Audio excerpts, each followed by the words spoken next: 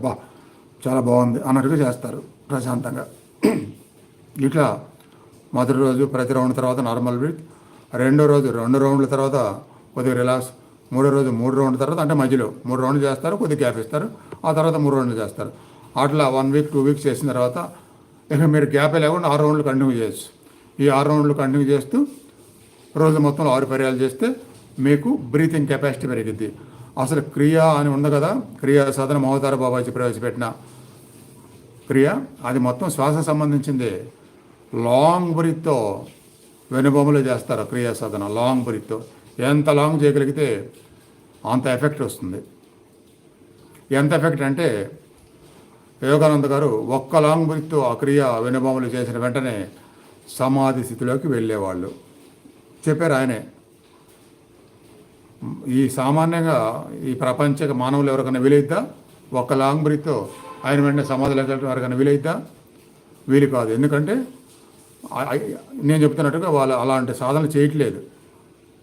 శ్వాసకుమ్మక సాధనలు, ప్రాణాయామ, ప్రతిరోజు ధ్యాన సాధన, ఈ అంతర్గతంగా నేను ఇందా చెప్పాను యోగిక్ ఎమోషన్ అని చెప్పి, ఆ యోగిక్ ఫీలింగ్తో అంతర్గత శక్తిలో వెంటనే లయం అవటము, ఇవన్నీ చేసుకుంటే అలా కొన్ని శ్వాసల తర్వాత సమాధిలోకి వెళ్తారు.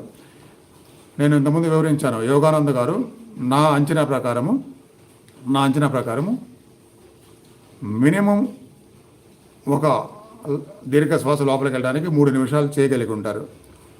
అలానే బయటికి వెళ్ళే శ్వాసను కూడా 3 నిమిషాలు చేయగలిగి ఉంటారు. అప్పటికి ఎంత అయింది? 6 నిమిషాలు. 6 నిమిషాల్లో అంత లాంగ్ బ్రీత్ ఎంత శక్తి నింపుకోవచ్చు చక్రాసులో, ఎంత కాన్సన్ట్రేషన్ తెచ్చుకోవచ్చు, ఎంత లయం అవ్వచ్చు, ఎంతో అవ్వచ్చు. అంత అయ్యారు కాబట్టి 6 నిమిషాల కల్లా సమాధిలోకి వెళ్ళిపోవాలి. ఒక శ్వాస అంటే వినగానే మహా అయితే 20 సెకండ్స్ ఉండొచ్చు, 6 నిమిషం ఉండొచ్చు అనుకుంటారు. కానీ 6 నిమిషాలు మీరు లక్ష్యంగా పెట్టుకొని ఈ శ్వాస కుమ్మక సాధన, మిగతా అన్ని సాధనలు కూడా చేస్తూ ఉంటే మీరు కూడా కొన్ని నెలలకి 6 నిమిషాలు చేయగలుగుతారు. ఇలాంటి సాధన నేను ఎన్నోసార్లు చేయించాను. లోపలికి వెళ్తున్న శ్వాస తీసుకున్నాము అయిపోయింది అన్నట్టు కాదు, తీసుకుంటూ ఉన్నాము నిదానంగా శరీరంలో మొత్తంలో నిండిపోతూనే ఉంది. ఈ లంగ్స్, ఈ హార్ట్, ఈ శరీరము ఇంతది కాదు, చాలా ఉంది.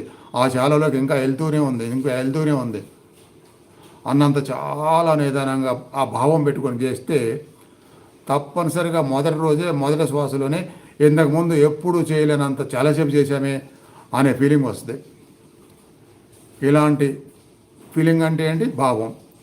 ఇలాంటి భావనా శక్తిని మనం ఎంత పెంచుకుంటామో సాధనలో శక్తి కూడా అంత పెరిగిద్ది అన్నమాట.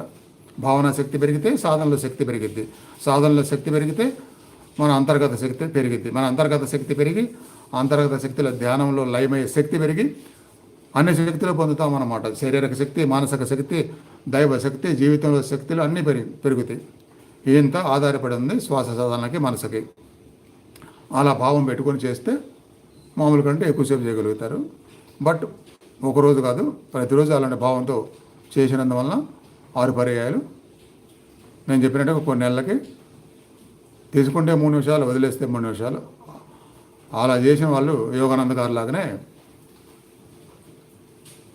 ఆయన ఒక్క శ్వాసలో వెళ్ళిపోయారు సమాధిలోకి. ఒక క్రియ చేసేసరికి ఒకటి కాకపోయినా 10 చేద్దాం, 10 అంత గొప్పగా చేద్దాం, ఏమవుతుంది? 10 తర్వాత అయినా సరే ఇక ఆగిపోగానే